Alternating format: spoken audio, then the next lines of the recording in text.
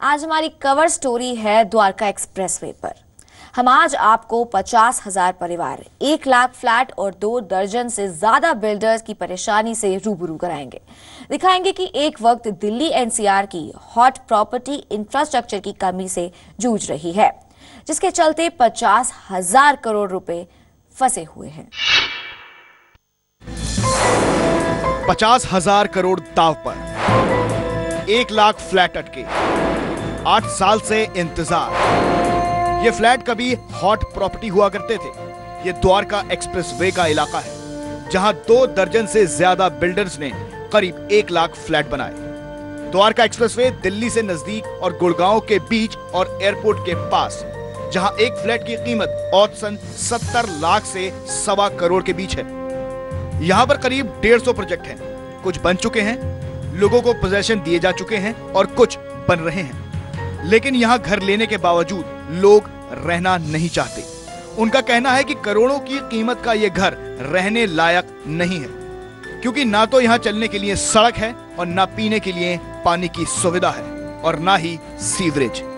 देखिए, मैंने 2011 में इधर फ्लैट बुक करा था और अब सिचुएशन ये है कि फ़्लैट तो लगभग तैयार है, मिलने को है, लेकिन इधर जो इंफ्रास्ट्रक्चर के डेवलपमेंट की जो कमी है और ये जो एक्सप्रेसवे जो मेन यूएसपी था इस लोकेलिटी का, इस एरिया का, वो भी कंप्लीट नहीं हुआ है। तो और ना ही कोई फ्लाईओवर बने हैं गुड़गांव से आने जाने के लिए या दिल्ली आने जाने के लिए। तो इस सिचुएशन में हमें कम्यूट करना बहुत प्रॉब्लमेटिक लग रहा है। अपार्ट फ्रॉम दैट, इधर इस लोकेलिटी में स्कूल्स की प्रॉब्लम है, कोई हॉस्पिटल्स नहीं हैं। और अगर इन सारी चीज़ों को आप देखें तो इस एक्सप्रेसवे की डिले जो हुई है इस एक्सप्रेसवे में, ये सब का मूल कारण आपको यही नज़र आएगा। एक तो ये रोड इन्होंने इसमें हमारी कॉलोनी में से निकाला, पहली बात। और 8 साल हो गए कोर्ट में, हमें कोर्ट ने फैसला दे दिया है कि जब तक आप प्लॉट की वजह प्लॉट नहीं देंगे, मुआवजा नहीं देंगे, रोड नहीं निकल सकता। 10 महीने होने को आगे हैं, इन्होंने कोई प्लॉट अभी तक हमारे को नहीं दिया है और लोग इसी चीज़ में बैठे हुए हैं। बेचारा कोई सरकारी नौकरी करता है, कोई बैंक में करता है, सब ने अपनी पूंजी लगा रखी है। तो प्लॉट दें, हम जाएं यहाँ से, रोड निकालो, कौन मना कर रहा है? रोड निकालिए आप, पर जो कोर्ट ने कहा है उसका तो पालन कीजिए आप। कहने को ये द्वारका एक्सप्रेसवे है, लेकिन यहाँ चलने के लिए सड़क नहीं है।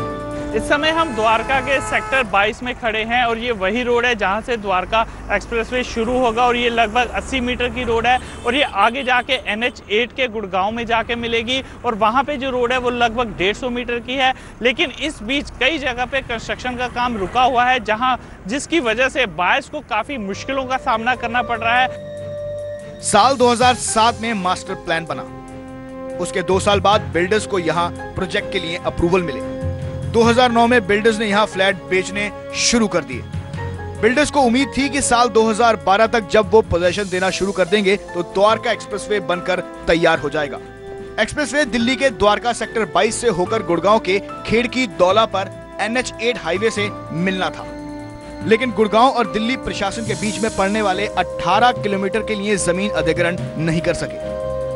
7 साल की सुनवाई के बाद पंजाब और हरियाणा हाई कोर्ट ने जमीन अधिग्रहण को मंजूरी दी। जिनकी जमीन का अधिग्रहण किया जाना था, उन्हें कहीं दूसरी जगह जमीन दी जानी थी, लेकिन हाई कोर्ट के फैसले के बावजूद ना तो अभी जमीन का अधिग्रहण हुआ, ना ही किसानों को प्लॉट दिया गया। इससे जुड़े बिजवासन में फ्लाईओवर बना, लेकिन पालम बिहार में ROB बनना था, उस पर भी अभी तक काम नहीं शुरू हुआ।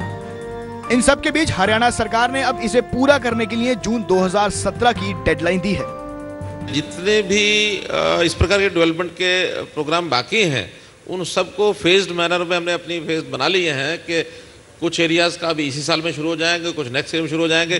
जितना प्रपोज्ड एरिया है सारे का सारा डेवलपमेंट फेज्ड मैनर में with the cooperation of the developers, क्योंकि इनका कोऑपरेशन भी सबका चाहिए। केंद्रीय सरकार के सड़क परिवहन मंत्री का दावा है कि उनका मंत्रालय रोजाना 30 किलोमीटर का हाईवे बनाता है, लेकिन द्वारका एक्सप्रेसवे के लोग पिछले 7 सालों से यहाँ एक्सप्रेसवे बनने का इंतजार कर रहे हैं।